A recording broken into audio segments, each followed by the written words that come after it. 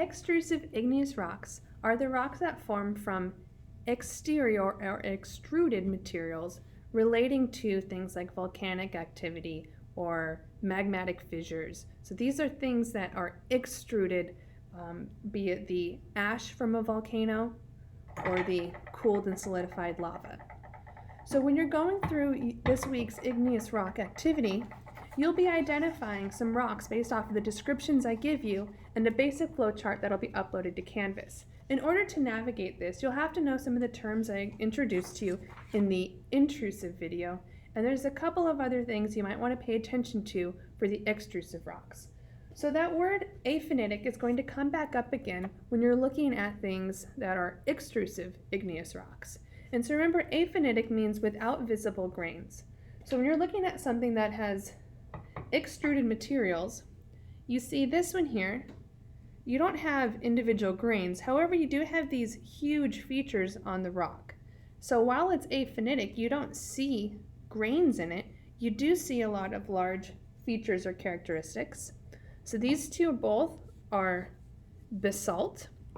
There's a few types of basalt that you can run into. There's an intrusive basalt, but for extrusive basalts, you have vesicular, where there's vesicles of air bubbles. These air bubbles form from gases that are trapped when the rock cools.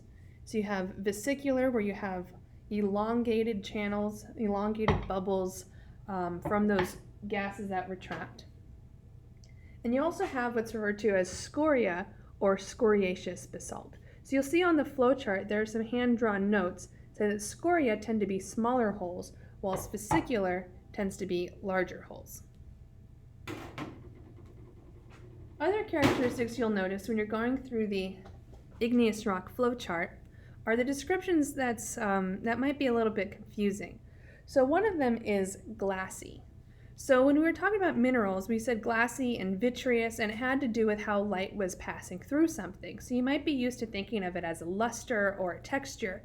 However, glassy, when it comes to igneous rocks, has to do more with how it would feel. So glassy, hopefully most of the glass you interact with is quite smooth, but glassy can have smooth surfaces, it can have jagged edges, and there's another type of glassy that you might have in your home but don't even recognize as being glassy.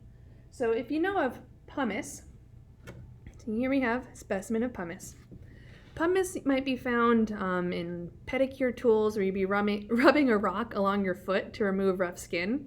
Not a great idea, because your body's going to respond by replacing it with more thick skin, because that's how bodies are. Bodies adapt to pressures put on them, so it's not great for your feet, but you might have these lying around for that.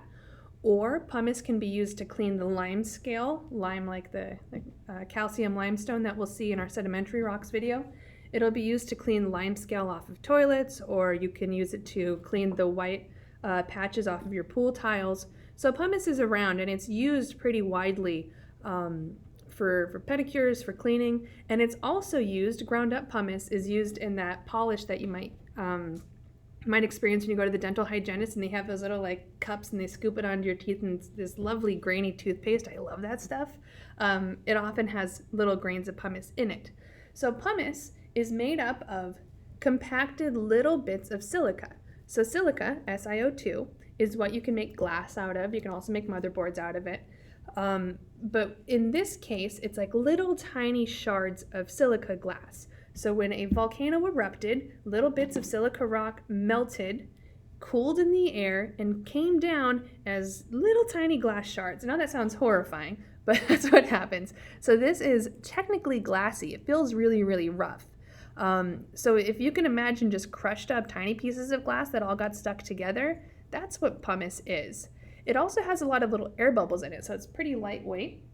And those air bubbles give it some buoyancy. So here I have just a regular old beaker of water. It's not like mystical science liquid. And so we had just regular old water. And here I have my specimen of pumice. And if I drop it in the beaker, you'll see that the pumice floats because of all those little air bubbles trapped in and around those glass particles. So pumice, although it might not look to be glassy, when you see it on the flowchart, it's within the glassy category. So it's glassy because it's made out of silica, and you can feel those little tiny shards if you were to rub your finger against it. There's another term, however, that you can use to describe pumice, and it just basically means pumice-like, and that word is pumiceous. So when you look on the flow chart and you see there's the category of glassy, one of the subcategories of glassy is pumiceous. Another confusing thing for this glassy part is obsidian. Obsidian, it shows the conchoidal fracture there. It says obsidian, and because silica is the main mineral in here, it's glass, it is silica, it's still going to be counting as felsic, even though this one here is dark in color. So this is your outlier. For felsic versus mafic, you'll see where it says felsic is light or pink, and then mafic or ultramafic, it's going to be dark, and as you know from the video, dark or green. But here we have obsidian, even though it's dark in color, this one actually is felsic because it is so silica rich. So other types of extrusive igneous rocks are tuff.